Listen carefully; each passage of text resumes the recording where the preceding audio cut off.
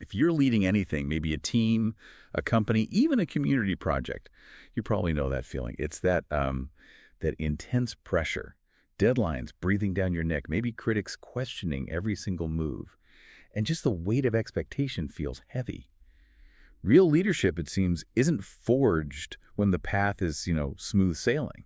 It's when the opposition starts popping up and doubt begins to creep in. Oh, absolutely. That's the real crucible, isn't it? We've all felt that, I think. Trying to manage the day-to-day demands while also trying to steer towards a future that feels, well, uncertain. What we've gathered from the material we looked at suggests the key isn't just like better project management. It's about having a vision that's so deeply anchored in purpose that it becomes this unshakable guide. Right. So today we're doing a deep dive into exactly that idea. It's something the research calls future-focused leadership. And our mission here is pretty straightforward. We want to help you move beyond just reacting to problems. We're exploring strategies to build and sustain a vision that's so compelling, it actually helps you push through fear, doubt, and all that scrutiny, basically turning pressure into, well, progress. Exactly. We're talking about what it takes to succeed, maybe even just survive in today's kind of high pressure world. It's full of disruption, rapid change, fragmentation. Without that clear, purposeful vision, leaders just inevitably, I think, risk burnout or they fall into making reactionary decisions, Yeah. always fighting the latest fire instead of building something lasting. Okay, so let's start with that foundational piece, the vision anchor. The materials we reviewed really emphasize how essential vision is, almost like it reframes the challenge itself. Yeah, and what's really interesting there is the shift in perspective it allows. Vision, when it's genuinely rooted in an intrinsic purpose, doesn't just help you sort of endure opposition. It actually uses it. Opposition stops being just a threat. It becomes more like a compass. A compass. Yeah. Okay, how does that work? How does opposition become a guide? Well, think about it. When you hit resistance, maybe a project fails, or there's pushback from the community, or even a legal challenge that resistance points directly to where your vision is disrupting the status quo. It shows you weaknesses, sure, but maybe more importantly, it clarifies the path forward when everything else feels foggy. It helps align priorities. It fuels motivation because you realize, okay, this challenge actually confirms the mission matters. Right. When the road gets rocky, you need that North Star, not just a detailed map of every pebble right in front of you. Yeah. And to be that North Star, the research pointed to a really practical tool, the vision clarity statement. Yeah. Yes. This is where it gets tangible. We move away from just, lofty ideas into functional guidance. This statement turns those big goals into a kind of filter you can use for every decision. It basically forces a leader to spell out three things very clearly. What are we actually trying to achieve? Why does it fundamentally matter? What's the non-negotiable purpose? And crucially, how is this whole endeavor built to withstand the inevitable pressures and storms? Okay, now to really ground this idea, this leadership under maximum pressure, we probably need to look back. The material highlights maybe one of the most intense leadership transitions ever, Joshua taking over after Moses. Oh, the scale of that challenge is just immense if you stop and think about it. Moses, this larger-than-life figure, is gone. Joshua steps into those massive shoes. He's expected to lead millions of people who, let's be honest, had a history of complaining and were used to a nomadic life. And they're standing right on the edge of the promised land, looking at fortified cities, established enemies. The weight must have been, well, paralyzing.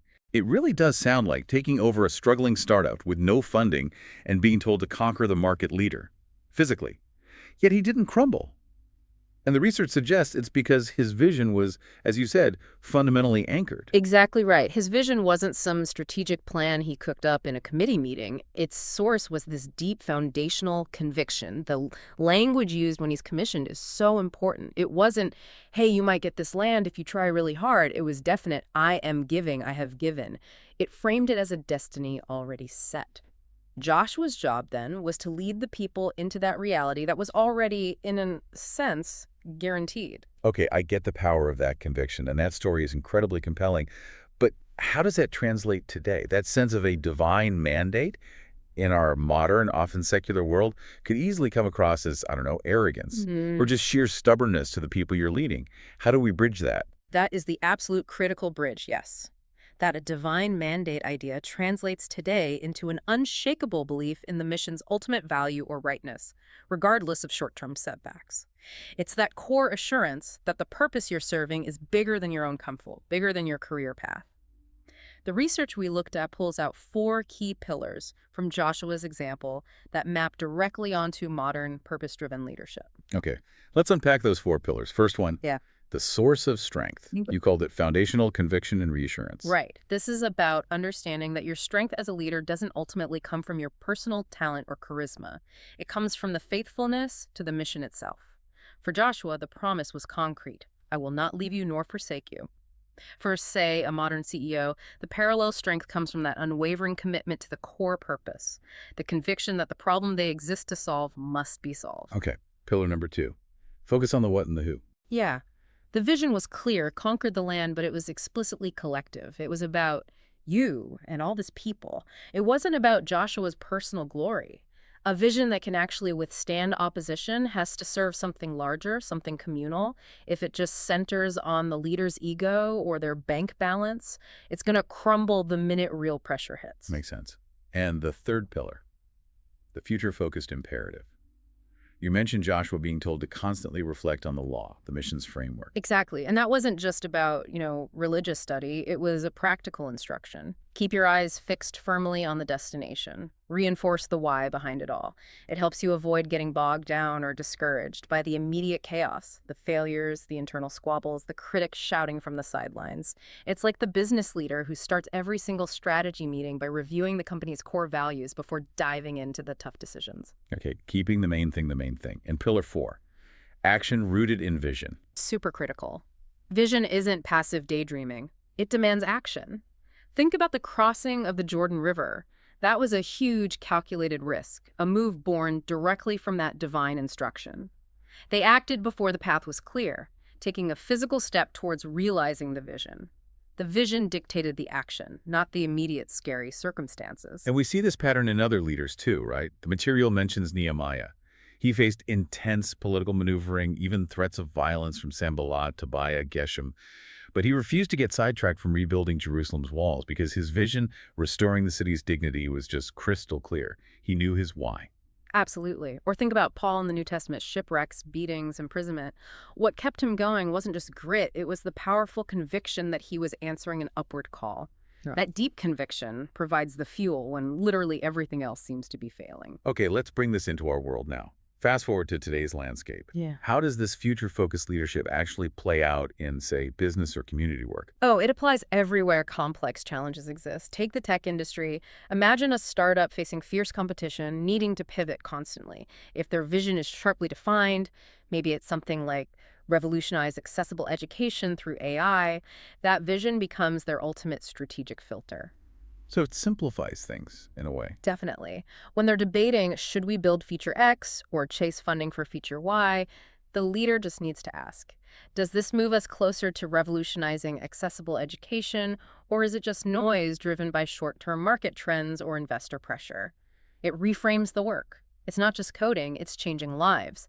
And that's a huge motivator, especially for attracting and keeping mission-driven talent, like you see with many millennials and Gen Z workers. Right. What about something like community reform? That often feels like such a long, grinding battle against inertia, bureaucracy. Yeah, and that's precisely where a long-term vision is non-negotiable. A vision like, by 2035, every child in our city will have access to quality early education and safe places to play.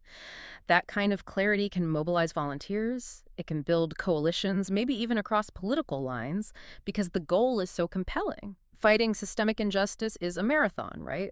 So that vision provides the perspective needed to keep going when progress feels slow or setbacks happen. It gives the team something solid to hold on to. Okay, that makes sense. But we also need to talk about the flip side. Vision is powerful, but like any tool, it can be misused or go wrong. What are the big pitfalls leaders need to watch out for? The material highlights 3 main dangers. First one is misalignment. This happens when the vision comes more from, say, personal ambition or ego, rather than a genuine organizational need or a deeply held value. Ah, the classic trap. Leading for personal glory instead of for the actual purpose. Yeah. Precisely.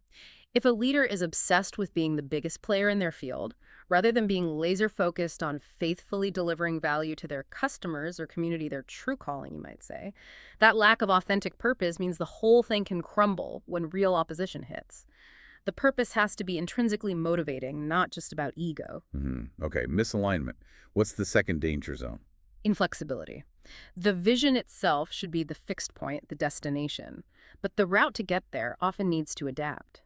A leader might cling too rigidly to one specific method or strategy, ignoring vital new information or changing circumstances just because, oh, this is how we planned it or this is how we've always done it. Right, confusing the how with the what. The strategy can change, the tactics can change, but the core destination, the core conviction, stays firm. Exactly. If you become convinced that your noble goal can only be achieved through Program Alpha, even when all the data shows Program Alpha isn't working, well, you risk becoming totally ineffective.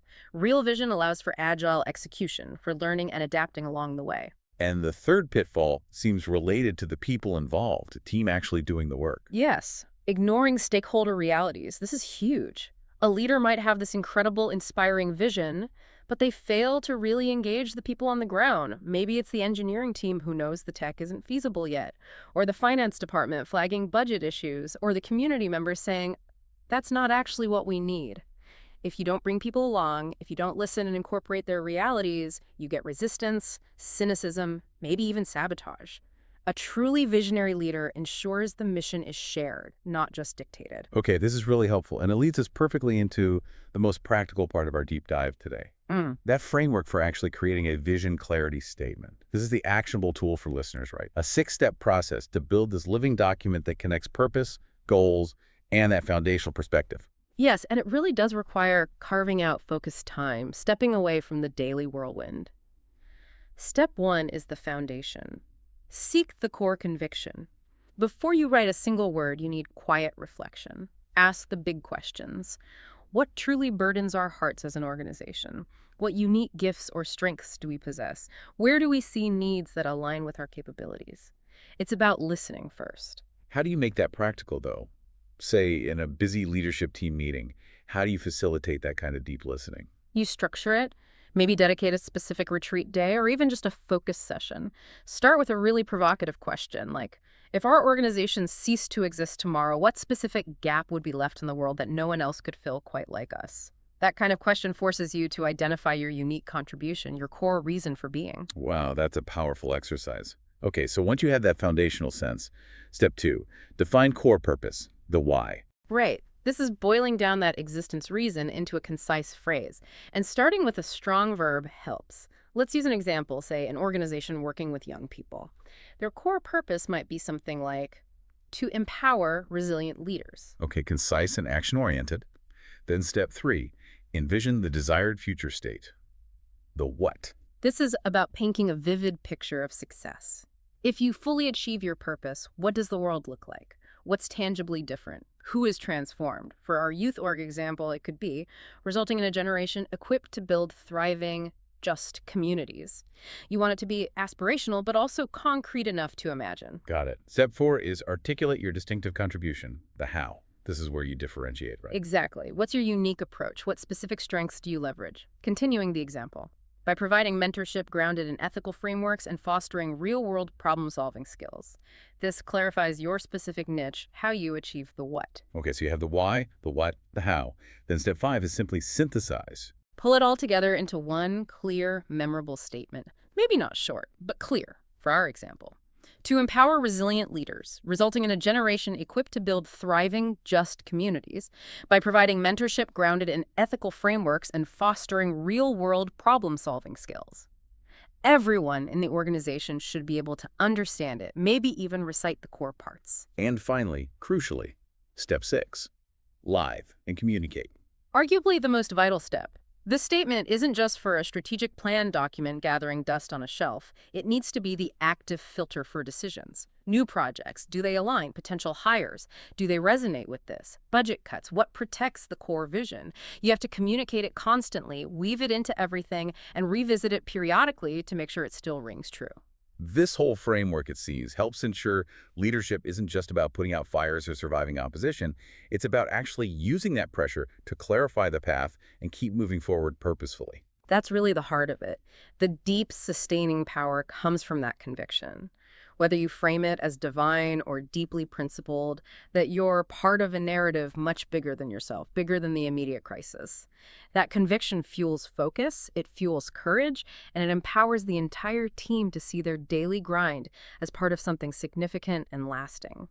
So leading with this kind of anchored vision isn't just about survival. It allows leaders and their teams to actually thrive amidst challenges, transforming difficult circumstances into meaningful progress, moving from just managing the present to Yeah. actually executing on that promised, envisioned future. Yeah. So maybe the final thought for you listening today, as you reflect on your own leadership journey and the pressures you're under, ask yourself this tough question. Are you currently leading from the future that your core conviction points towards? Or are you mostly just managing the present reality you're afraid of losing? And maybe even more pointedly, what single decision would you make differently starting tomorrow if you truly believed the ultimate success of your mission was already secured?